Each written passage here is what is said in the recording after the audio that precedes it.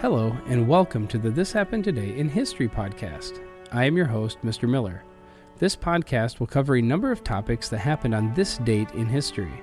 Please visit the podcast webpage at thishappenedtoday.buzzsprout.com.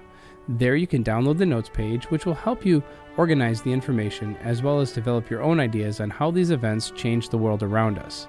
If you're interested in hearing more, please consider subscribing so you will not miss out on what happens tomorrow in history. Today is August 6th. In the early morning hours of August 6, 1945, a B-29 bomber named Enola Gay took off from the island of Tinian and headed north by northwest toward Japan. The bomber's primary target was the city of Hiroshima, located on the deltas of southwestern Honshu Island, facing the inland sea. Hiroshima had a population of civilians of almost 300,000, was an important military center containing about 43,000 soldiers.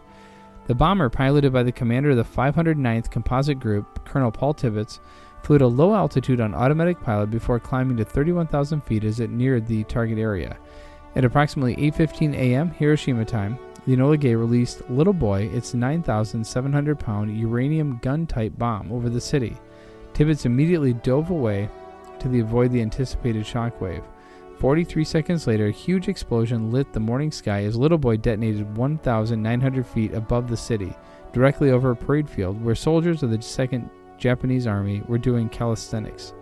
Though already 11.5 miles away, the Enola Gay was rocked by the blast.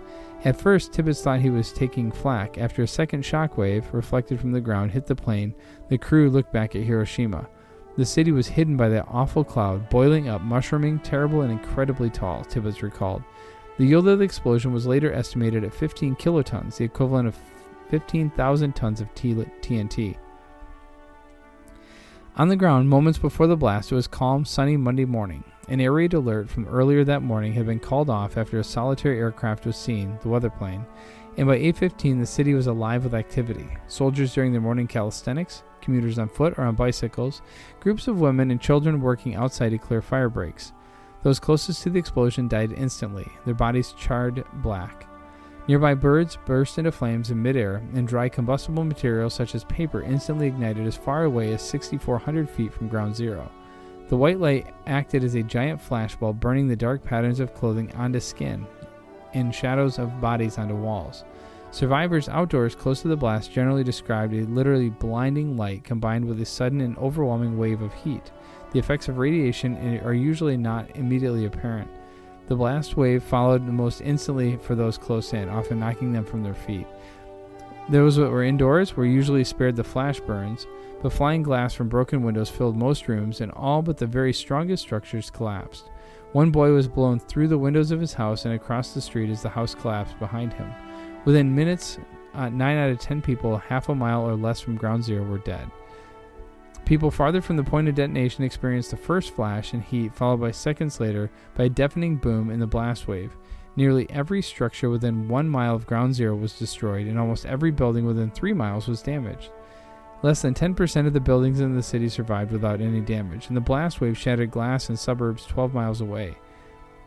The most common first reaction of those that were indoors, even miles away from ground zero, was that their building had just suffered a direct hit by a bomb. Small ad hoc rescue parties soon began to operate, but roughly half of the city's population was dead or injured. In those areas most seriously affected, virtually no one escaped serious injury. The numerous small fires that erupted simultaneously all around the city soon merged into one large firestorm, creating extremely strong winds that blew toward the center of the fire. The firestorm eventually engulfed 4.4 square miles of the city, killing anyone who had not escaped the first minutes after the attack. One post-war study of the victims of Hiroshima found that less than 4.5% of survivors suffered leg fractures. Such injuries were not uncommon, it was just that most who could not walk were engulfed by the firestorm. Even after the flames had subsided, relief from the outside was slow in coming. For hours after the attack, the Japanese government didn't even know what for sure had happened. Radio and telegraph communications with Hiroshima had suddenly ended at 8:16 a.m., and vague reports of some sort of large explosion had begun to filter in. The Japanese high command knew that no large-scale air raid had taken place over the city and that there were no large stores of explosives there. Eventually, a Japanese staff officer was dispatched by plane to survey the city from overhead. While he was nearly 100 miles away from the city, he began to report on a huge cloud of smoke that hung over it. The first confirmation of exactly what had happened came only 16 hours later with the announcement of the bombing by the United States.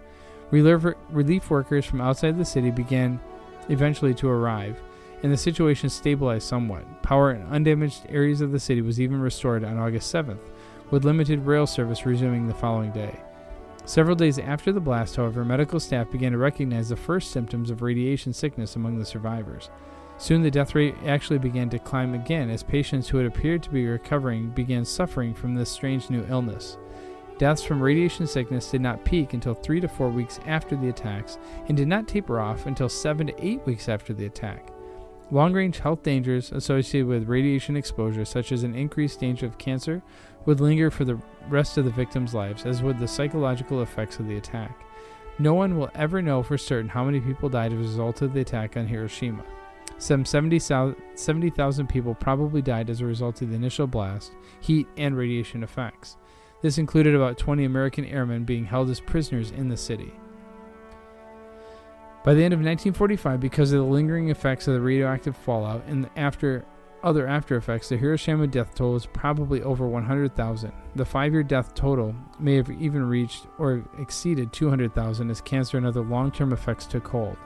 At 11 a.m. on August 6th, Washington, D.C. time, radio stations began playing a prepared statement from President Truman informing the American public that the United States had dropped an entirely new type of bomb on the Japanese city of Hiroshima, an atomic bomb. Truman warned that if Japan still refused to surrender unconditionally as demanded in the Potsdam Declaration of July 26th, the United States would attack additional targets with equally devastating results. 2 days later, on August 8th, the Soviet Union declared war on Japan and attacked Japanese forces in Manchuria, ending American hopes that the war would end before Russian entry into the Pacific theater. By August 9th, American aircraft were showering leaflets all over Japan informing its people that we are in possession of the most destructive explosive ever devised by man. A single one of our newly developed atomic bombs is actually the equivalent in explosive power to what 2,000 of our giant B-29s can carry on a single mission. This awful fact is one for you to ponder, and we solemnly assure you it is grimly accurate. We have just begun to use this weapon against your homeland. If you still have any doubt, make inquiry as to what happened to Hiroshima when just one atomic bomb fell in that city. Meanwhile, Tibbet's bomber group was simply waiting for the weather to clear in order to drop its next bomb. The plutonium implosion weapon, nicknamed Fat Man, was destined for the city of Nagasaki. And in 1971, Sir Chay Blyth completed the journey, traveling west against the prevailing winds and arriving back in Hamble, Hampshire, 292 days later. He was the first man to sail solo around the world in the wrong direction and has led to a celebratory flotilla at the site of his historic achievement 50 years ago. The ex-paratrooper's feat later became known as the Impossible Voyage. The 81-year-old said that the anniversary celebrations were wonderful, and he thanked those who greeted him. Sir Chay from Hawick and the Scottish borders used a 59-foot yacht, British steel, to complete the challenge, which garnered international attention. The then Prime Minister Edwin Heath, the Duke of Edinburgh, the Prince of Wales, and Princess Anne were among the 6,000 people to line the shore to welcome him back. Explaining the difficulty of the challenge, Sir Chay said, "The terrestrial spin of the globe makes sure that the winds all go in one direction and the sea goes in one direction. So you're up against the winds and the currents. Up until that moment in time, people had usually gone the classic route. Pioneering aviator and solo sailor Sir Francis Chichester had previously said no one would ever be able to do it, prompting Sir Chay's achievement to be described as the impossible voyage in the media. The accomplishment came 2 years after Sir Robin Knox Johnson became the first person to perform a single-handed, non-stop circumnavigation of the globe from west to east. Sir Robin was among the number of dignitaries to greet Sir Chay on Friday morning. He said completing the challenge had been a great feat of British yachting. I think it's absolutely right to recognize Chay's remarkable voyage 50 years ago and realize just how difficult it was, Sir Robin added. It took a further 23 years for anyone to match Sir Chay's achievement, and he remains one of only 5 people to ever have completed the challenge. He was knighted for services to yachting in 1997. And then finally, in 1997, former Microsoft CEO Steve Ballmer admitted that Microsoft was crazy to invest in Apple when the brand was on the brink of bankruptcy. The $150 million cash injection famously helped Apple come back from the brink of and blow past every tech competitor in its path to market domination, becoming the world's most valuable company. Ballmer was speaking on Bloomberg TV, where he was asked during an interview his thoughts on Apple, and while he commended the iPhone maker on its success, he made it clear Microsoft's deal to invest $150 million for shares of non-voting stock could have been its biggest mistake. They've done a great job. They're a company that's done a great job. If you go back to 1997 when Steve came back, when they were almost bankrupt, we made an investment in Apple as part of settling a lawsuit. We, Microsoft, made an investment. In a way, you could say that it might have been the craziest thing we ever did. But they have taken the foundation of great innovation, some cash, and have turned it into the most valuable company in the world. The 1997 deal came within weeks of Apple facing bankruptcy and was announced as part of a broad patent cross-licensing agreement and a promise from Microsoft to provide its Office software to Macs in exchange for the Internet Explorer being the default browser on Apple's machines. In reality, it was a move to make Microsoft look competitive and not be penalized for monopolizing the market. For millennials who couldn't possibly comprehend a world where Apple didn't rule it, it was a period of PC boom and Microsoft was the big fish. Apple was worth less than $3 billion and lost more than $1.5 billion the year before Microsoft stepped in. While Microsoft thought the $150 million investment was a smart legal move to help a potential dead duck who posed no threat, they didn't count on the likes of Steve Jobs. By far the best move Jobs ever made was striking this deal, which allowed Apple to keep the wolves from the door and create breathing space to nail down its flapping Mac business and transfer that success into the iPod.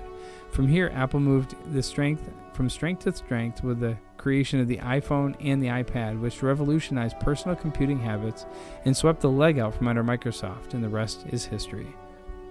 Microsoft executives might want to look away now. Apple was worth less than $3 billion when it took Bill Gates' money, and now it's worth $700 billion, on course to becoming a $1 trillion company, something that eclipses Microsoft's relatively lowly $247 billion. Ballmer saying this is probably the craziest thing Microsoft ever did is somewhat of an understatement. Of course, had this been any other company, things would have worked out very differently, and we may have all been using Microsoft's Zunes, but Steve Jobs' vision and the design of Jony Ive deserve the credit for being instrumental in Apple's success. You have been listening to the This Happened Today in History podcast. I thank you for listening, and I hope that you have enjoyed learning about historical events from the past. Thank you to the following websites for their information regarding today's topics. ThePeopleHistory.com, 1945 bombing of Hiroshima at osti.gov, 1971 Chay Blyth at www.bbc.com, in 1997 Microsoft buys stake in Apple computers at businessinsider.com. The music used as the background track for this podcast is Americana, created by Kevin MacLeod on Incompetech.com. If you enjoyed this information and would like to hear more, please consider subscribing, as this will keep the historical events in your feed in the morning for each day. I hope you have a great day.